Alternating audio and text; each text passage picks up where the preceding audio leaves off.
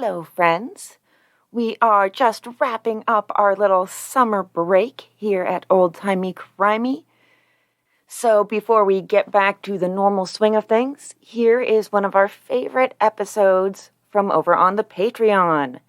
This is one of the episodes that our patrons would have gotten every week. You can support us over there at patreon.com/oldtimeycrimey, as well as get some awesome bonus episodes. That's 5 episodes per month for just $5 a month. And one thing I really love about the episodes that we do over there is that we really delve into some crimes that you may not have heard of, or that nobody has heard of because they've sort of gotten obscured by the winds of time. And we dig down deep into the newspaper archives to find out more about them. That to me is very satisfying, to find those little nuggets of crime from the past and unearth them. I've got a lot of mixed metaphors going on here, so before I add one more to the pile, here you go with an older episode from over on the Patreon. That's patreon.com/oldtimeycrimey.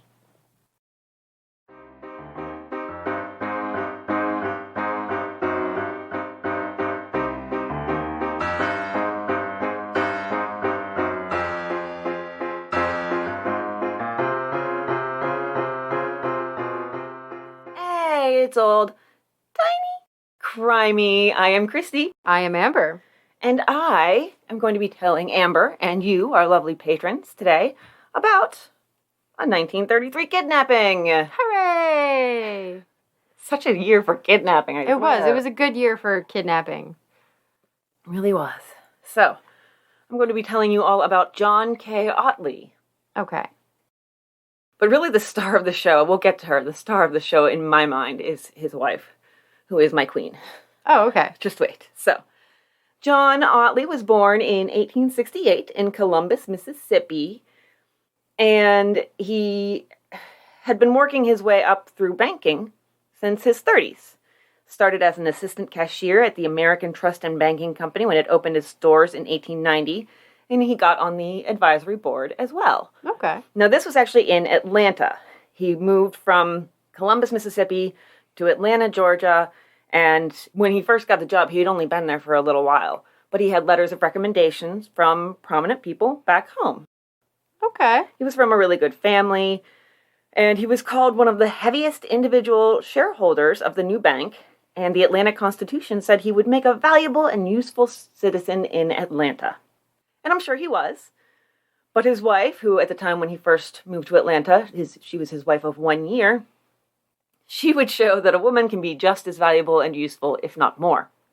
So, in 1889, he had married Patsy Fenton McCabe. The two had actually grown up together in Columbus. Okay. It's kind of like childhood sweethearts. Aww. Patsy is everything. Okay? Remember, this is the late 1800s. She continued her education even after being married. She went to the Industrial Institute and College, and then in 1897 attended the University of Chicago. Oh. She would then go on to get her Doctor of Letters from the University of Georgia in 1926 when she was 58. Wow. Now, a Doctor of Letters is actually higher than a PhD. They can be earned or they can be honorary. But just for instance, other honorary Doctors of Letters include Mark Twain and Nelson Mandela. Nice. So she's in good company. She was incredibly active in her community, especially with regards to education and underprivileged children. This was her passion. So she was one of the main forces behind the establishment of a school for underprivileged children in Georgia, and also wrote columns about education for the Atlanta Constitution. Nice. Way ahead of her time. Super ahead of her time. She was president of the Georgia Women's Club and always supported the idea of women in the workplace. From Jeffrey A. Bean's biographical sketch of her, Mrs. Ottley was one of the first women to fight for a co-educational university in Georgia. Ottley used chivalry as her weapon in this battle, questioning why the men would give up a seat on the bus, but not in the classroom. Love it. I know, right? I read that and I was like, oh my God, yes, she is my queen. And of course, she was a suffragette. Of course, yeah. And with all that, she still managed to also throw luncheons and dances and all kinds of social events, especially after the family moved into their big country estate, Joyeuse, on Peachtree Road in 1913. So she's just like a rock star. She really is. She's rocking it everywhere. She's amazing, and I love her. If we can't have a time machine, can we find a way to resurrect people? Right? Because she would be the first person I'd resurrect. Then Betty White. So, Passy and John had 3 children, 2 of whom made it to adulthood, and they were John Jr. and Passy. Nice. You get one, I get one. Exactly. John was active in the Presbyterian Church, and he continued his climb through the banking system. In 1896, he was a full cashier, vice president in 1906, and president in 1919. Nice.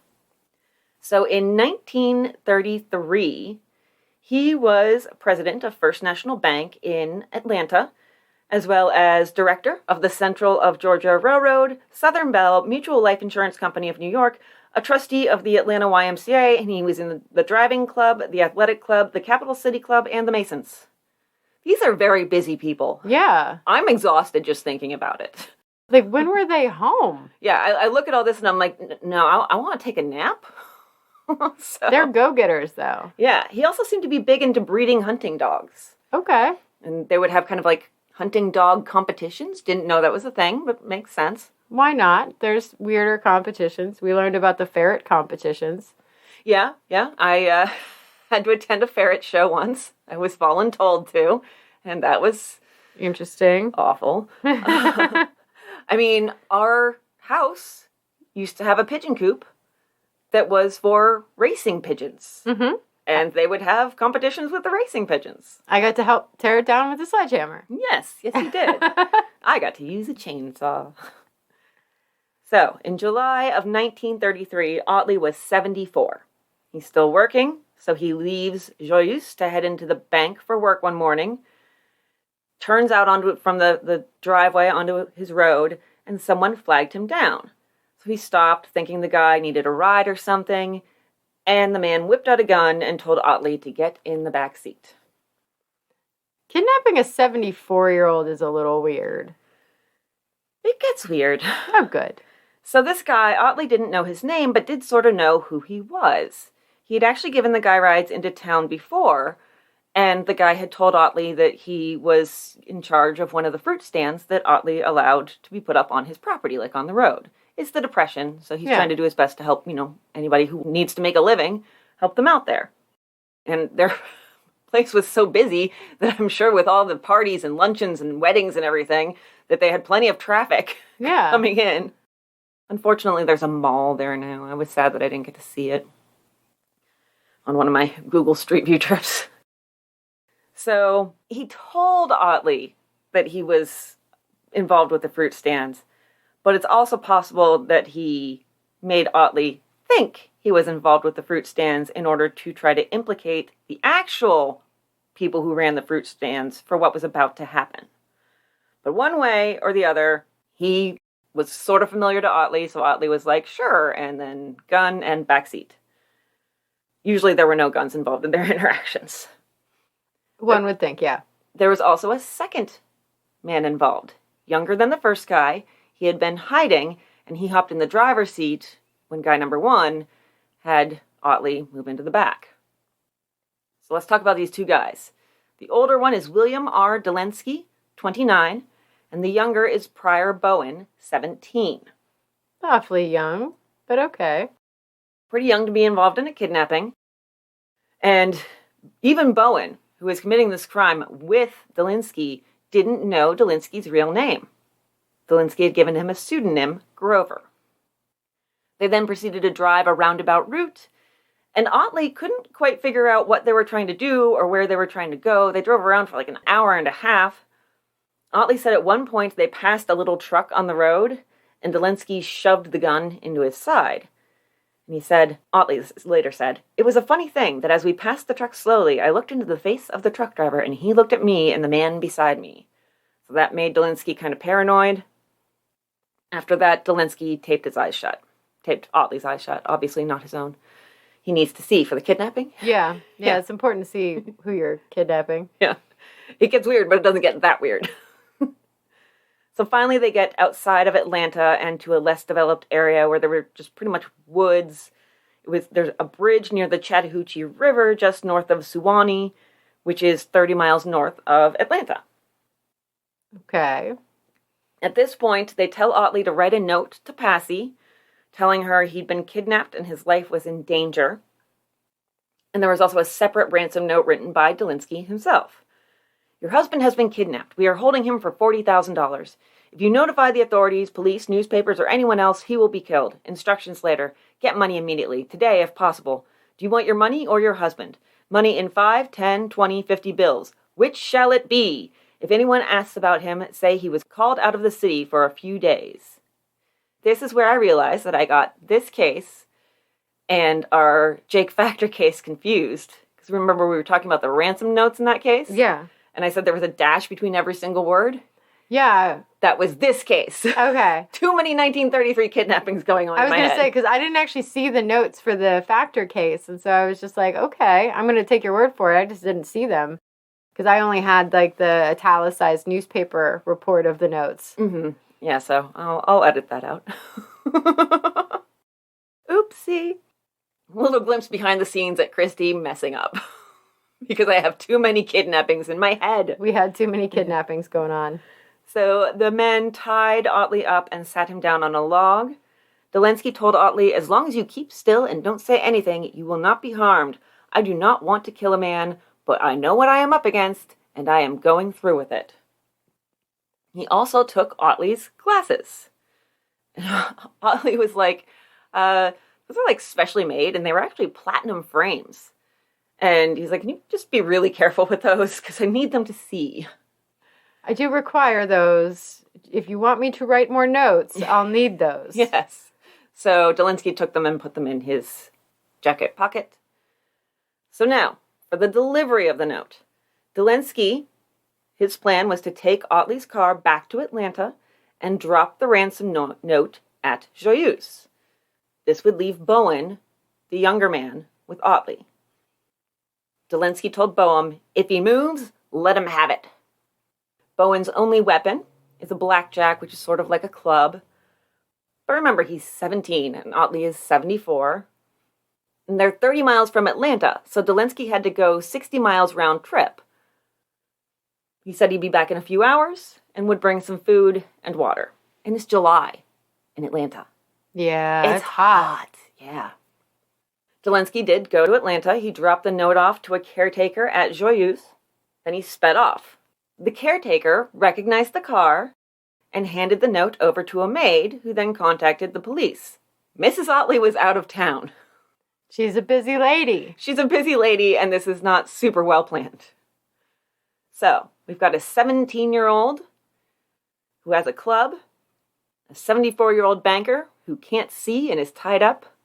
What do you think happens? I think the 17-year-old leaves and the banker frees himself. Not quite. Oh, damn. This is one that takes it's an unexpected turn, so don't fault yourself. Don't feel bad. Once Dolinsky was gone, Ottley turned to Bowen and said, haven't you gone about far enough with this thing, son? Bowen replies, yes, sir, I have. And then they sit in silence for about 20 minutes. Then Ottley says, well, son, are you ready to go? And Bowen said, yes, sir. Bowen untied Ottley and took the tape off his eyes, and then they started walking towards Suwanee, which was the nearest town. Finally, they ran into a few farmers and told them what was up. They found another farmer who actually had a truck, loaded everyone into it, and drove 4 miles to Wilson and Verner's general store in Suwanee, home of the only phone in the whole town. Wow. Mm-hmm. So Ottley called Passy, and then called the bank, who then called the police chief and sent him to Suwanee. Passy also set off for home. So they're waiting in the store, and then this. From the newspapers. Nervous, but otherwise all right, Mr. Ottley remarked that The elder man, that was Dolinsky, had taken the only cash he had with him, $10, to make some phone calls. Bowen, searching his pockets, brought out a little change and bought the banker a soft drink. Aww. I know. So, and then this beautiful bit, they in this newspaper, they called Bowen by his first name. Mr. Ottley, banker, horse fancier, philanthropist, and Prior Bowen, whose belongings consisted of 2 shirts, one soiled and wrapped in soiled brown paper, sat waiting for the police to arrive and drank soda water, and Prior paid the bill. It's very sweet. I just love it. The local bailiff comes, but they're still waiting on the Atlanta police to arrive when Bowen sees a candy truck drive up to the store. A guy gets out of the back and runs off. Bowen tries to tell the bailiff that it's Dolinsky, but the bailiff doesn't listen, and the guy gets away. And the bailiff is also like, no, they told me to keep an eye on you. I got to keep an eye on you. You're not tricking me. And the bailiff also is like, no, I know the driver. Everything's fine. Nothing suspicious there. They do try to catch that dude, but they're too late. They check a nearby house, and the woman who lives there says that, yes, a man fitting the description of Dolinsky had stopped and asked for water. While he was drinking, she asked him if the men had caught the kidnapper. And what were all those cars doing down at the store? She said the man stopped drinking and hurried away. Yeah. Yep. The theory was that he was getting the food and water to take back to Bowen and Ottley when the woman dropped that on his head and he realized the jig was up.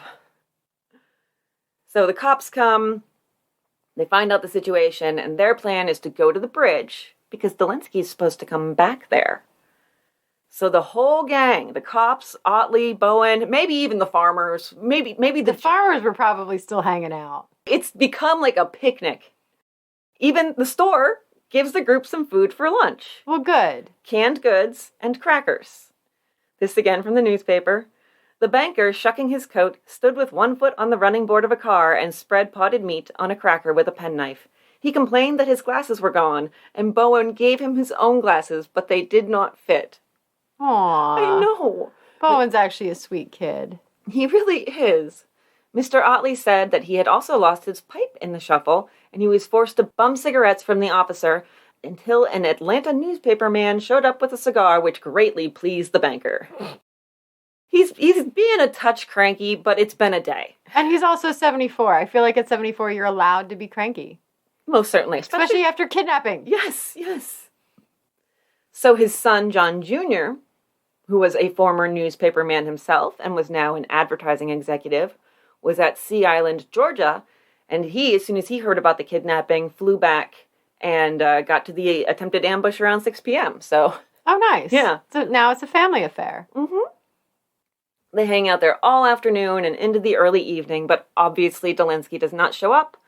So they head back to Atlanta, and Ottley and Passy got home almost at the same time, which is cute. That is kind of cute. Ottley's doctor checked him out and said that aside from extreme fatigue, he was fit as a fiddle. His main complaint seemed to be that he wanted his glasses. Yeah. So, Bowen's story. He tells his whole story to the newspaper. He is the son of a farmer, and of course it's the Depression. Farmer's not doing so great. He was born and raised in Livonia, only 100 miles from Atlanta. He'd recently gotten into a little bit of trouble back home with the alleged breaking into a local store, but the case was dismissed in municipal court. He was trying to do some work, pick up some work in Livonia, but it wasn't enough to help his family, so he hit the road. He said he was going to Chicago in search of work, but it was said that he had some temporary work waiting in Atlanta. Quote, I came to Atlanta Tuesday. I am in the 10th grade and I wanted a job. I went to the Salvation Army and there I met a man who said his name was Grover. He was about 25 years old. He had black wavy hair and when he walked, he swung his shoulders from side to side. He wore a light suit. I spent July 4th with him at Piedmont Park. He asked me if I wanted to work and make some money and I said yes. That's why I came here. Grover said, well, I've got a plan that will get you $10K easy. I asked him what it was, and he said it was kidnapping a rich man. I said, nothing doing. He mentioned it again, and I asked him to tell me what the deal was. Grover said he had been working on the thing for 3 months and had it all figured out. He said he had a bundle with the necessary tape, rope, and other tools. He told me all I had to do was drive the car and stay with the man while he went back and saw to getting the money. I figured if that was all I had to do, I would go along and let the man go free as soon as I could. If he was a very rich man, he would be my friend. Aww. I know. Bowen asked that his mother be told that he hadn't done anything wrong, and the chief of police said, I'll call her myself and tell her you are all right and not to worry. Aww. So Ottley said he was going to leave Bowen's fate in the hands of the law, but he was grateful for everything Bowen had done for him. Yeah, because he let you go. Yeah. And then bought you a soda. And even tried to give you his glasses. So Bowen was surprised when he was indicted. What did they indict me for, he said. I helped Mr. Ottley get away. Meanwhile, Delinsky had registered at a dormitory as Grover Collins of Utah, with his occupation listed as photographer. So that's who they're looking for at first. They're looking for Grover Collins. Although he had bragged that if he needed to escape, he'd do it dressed as a woman. We got a lot of cross-dressing these past few episodes. Yeah, right? Ottley's friends have put up a $2,500 reward at first. That's a little over $50,000 in today. Eventually, it went to $3,300. So over $64,000 in today's money. It takes about 9 days, but they finally figure out Delinsky's real name. Delinsky. What happened was he had rented a room, and when he left his stuff. So the landlady went through it and identified him, then matched him to a description of the kidnapper. He was a former merchant marine and stationery salesman with a record of larceny and abandonment charges in New York City. There you go. So with all this new information, they find out that his parents live in Miami. So they set up a little surveillance there. Delinsky's mom went to Fort Lauderdale one night to send out a package. 30 miles one way to mail something out? That's a little weird. Unless it's a head in a box. Yeah. And this package is going to San Antonio. So the police head out with John Jr. tagging along. They drive all night to Nashville.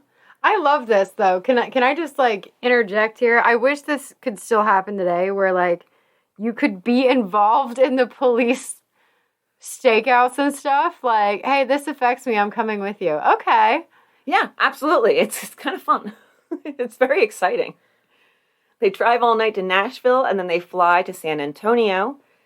And exactly 1 month to the day after the kidnapping, they arrest William Delinsky, whose mother had sent him some money and clothes under an assumed name because he said he was going to Mexico with an old prospector. So she didn't know anything about any of this? She kind of did. He seemed to try to hide it, but she was writing him letters saying, just turn yourself in.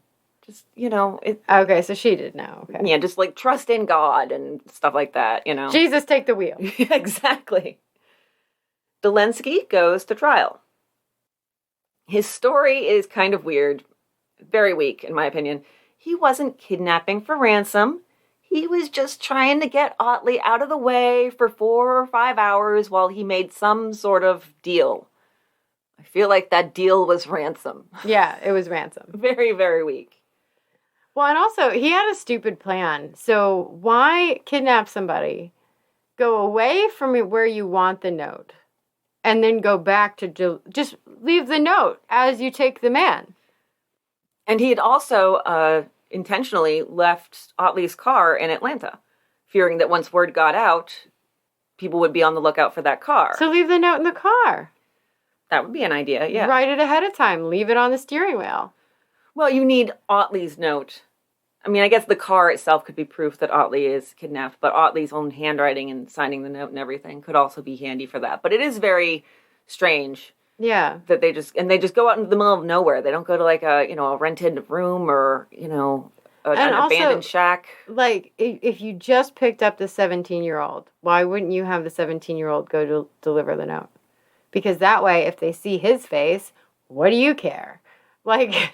Yeah, I mean, that's true, but then... This whole plan was just flawed. Yeah, it's very flawed. But the 17-year-old, can you trust him? I mean, look at what happened. Would you trust him more with the note or with the kidnapped? Yeah, it feels like it's a loser plan either way. Yeah. Yeah. Yeah, you're right. Write the note ahead of time. Maybe, like, get Ottley in the car, drive him around for 10 minutes, have him write a note, and then drop all that stuff at the house and speed off with Ottley. Yeah. Doesn't make any sense. Yeah. So how long do you think the deliberation was for William Dolinsky? 4 minutes. 1 hour, 25. Oh, that's an awfully long time. He was given 21 to 28 years, and a 42-year term was the highest he could have gotten, because remember, the kidnapping thing, pretty serious. Yeah. Dolinsky would try to escape and failed when corrections officers found the multiple guns he'd stashed in his cell. Wow. He had them, like, hidden in walls and sewn into the mattress. How did he get so many guns? Exactly, that's the thing. They tried to find out by putting him in the stocks. They had stocks in 1933. Did you know that? I did not. At least in the Atlanta prisons they did. So when he wouldn't tell them where he'd gotten the pistols, and they let him out, and then proceeded to attempt suicide. Did not succeed. He did successfully escape in 1937 and must have been recaptured. It didn't make big news, but he was back in prison. And in 1949, he was let out of prison and would go on to commit burglary in Florida, where he stole a pistol, watch, jewelry, and sewing machine. Why not? Sew yourself up some clothes for your next escape. A nice, pretty dress. Did our banker ever get his glasses back? I think he had to... No, he did not. The pipe was in the car when they found it. So he did get his pipe back. His glasses were still in Dolinsky's pocket. So I don't believe he got... Especially by the time they got Dolinsky back, it had been a month. He must have had to have new ones made or used an old set or something like that. Yeah. Bowen had his trial the very day after Dolinsky's. His story was what we said. He went into this whole kidnapping thing with the goal of helping Ottley, saving the rich man, and becoming his friend. There's a picture in the paper that shows him sitting with his whole family, his mom, his sisters, even a baby niece, just right in the front row of the courtroom.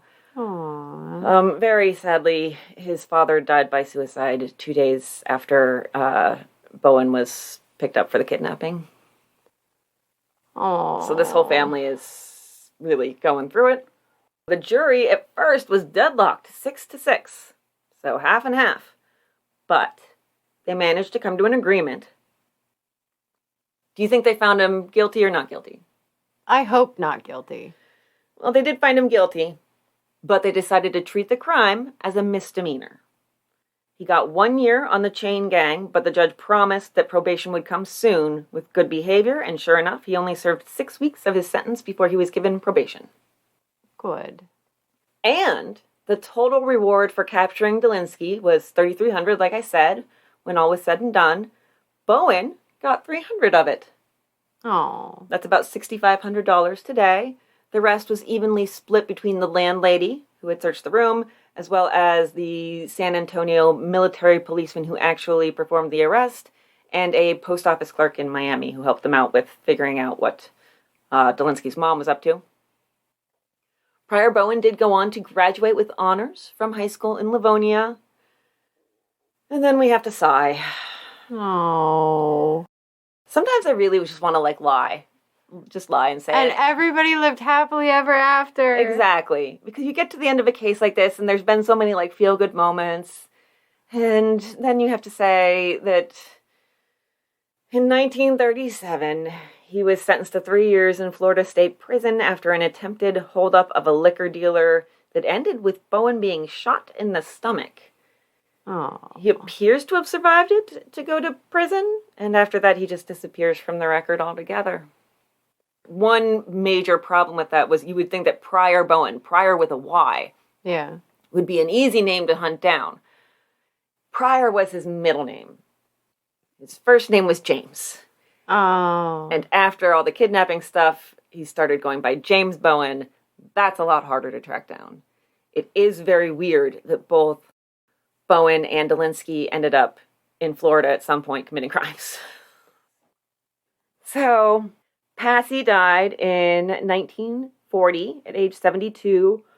Ottley was said to be kind of paranoid after this incident and did carry a small gun with him everywhere he went. He remarried in 41, only 1 year after Passy died. Disrespectful. I'm sorry, but... He would have been in his 80s. Well, no, he was... when he passed, it was in 1945, and he was 76. He was born in 1868, sorry. So, 32 years to... and then 47. I'm just really confused by all of this. Because I thought he was 74 when he was kidnapped. Oh, yeah, that's right. Okay, so, 1933, he was born in... Oh, you know what? There are some discrepancies in his age. Oh, okay. There was one, actually, somewhere it said he was born in 1858. But everywhere else I saw it was 1868. So that might be where that comes from. So 1868, 32, and 33. So he was 64, 65. When he was kidnapped? Yeah. Okay, so. And then he was in his 70s when Passy died, and then the next year he got remarried. But still, like... But, you know, at the same time, though, like, it's interesting because he very well could have been 74, and then when he got remarried, he could have been 84. But depending on which... If that's the case, it's pretty gross. It's gross either way. No, it's gross, the age discrepancy, because Passy was definitely born in 1868. So when he was 20, she was 10. And that kind of childhood romance, I cannot get on board with. Oh, because they got married when he was 20. They got married when he was in his late 20s. Well, if she was 20 and he was 30, like, that's not as... Yeah, gross. I know. But there were accounts that said they grew up together, so I figured... But... Yeah, he babysat. So, yeah, it's definitely... it's just one of those things where, you know, a number gets transposed, or, you know, like somebody just puts the wrong information up, and it perpetuates through the historical record. Love it when that happens. Yeah, isn't that fun? I'm going to keep all this in because it's interesting discussion. But, like, it's fine. He was 64 during the kidnapping, and then 74 when he got remarried. A year after Passy died, disrespectful prick. I mean, there is a thing where men do remarry more quickly after. So, like, I understand it more when kids are young. And I know that sounds really weird. But, like, when kids are young, a lot of men, especially back then, needed somebody in the home to help take care of the kids in the house. Mm-hmm.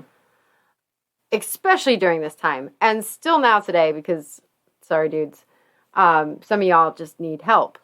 And, like, I get it more then, and maybe it's because I'm a woman. Like, I feel like if I'm old and my husband dies, I'm just going to enjoy the silence.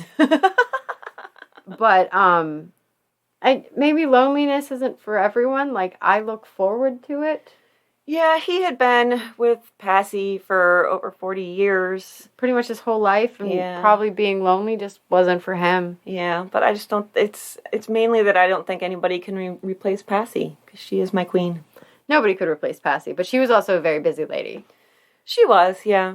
Yeah, they did seem to have a pretty good marriage, and was still, like, loving and everything, but, yeah, I love Passy, I think is the takeaway from all this. You know what, maybe... Passy is a goddess. Passy is a goddess, yeah. Yeah, that's what it comes down to. Passy's a goddess. Why can you give up a seat on the bus, but not in the classroom? Oh, clever as hell, that woman. All right, that has been our Tiny. I should probably give my sources. So my sources for this were Thornton Kennedy in the Marietta Daily Journal, Findagrave, Jeffrey A. Bean in Mainstream Suffragists, and from newspapers.com, the Chicago Tribune, and the Atlanta Constitution. So that was awesome. Thank you. Thank you. That was, I was looking forward to that one because there is that twist of the kid actually, like, helps. Yeah, a 17-year-old kidnapper, like, all right, he's gone. You ready to get out of here? And there was another very sweet moment I didn't capture, but Ottley later recounted that there had been a moment when they'd been like traipsing through the woods and he had to climb over a log, and so Bowen helped him and took his hand, and Ottley had kind of felt like maybe I can get this young boy's sympathy, and so he squeezed the boy's hand, and Bowen squeezed back. Aww. And that was what kind of led him to think, okay, I think I can get out of this if it's just me and him. But if that other asshole is involved, I'm screwed. So, yeah, some stuff that doesn't make it in. But, yeah, that is the story of the John K. Ottley kidnapping. And kind of happy endings, but sort of not also. So, yeah. But, not all happy. Some happy. But Passy, we got to meet Passy, so it was all worth it. We got to meet Passy, and his son, the kidnapped victim's son, got to go on some stakeouts and do some crime fighting, which is probably really cool. Right, definitely a change of pace from being an advertising executive. Yeah. So. Like, I'm going to come with you. We'll do this. I'm going to hop in the back seat. It's going to be a ride along. Oh my God, I wish we could still do that. I really do. I really, really wish we could still do that. All right, patrons, thank you for everything you do. We really appreciate your support as always. And we will see you later. So don't kidnap anyone. There, I've said it. Or if you do, let them go. There you go. All right. Bye.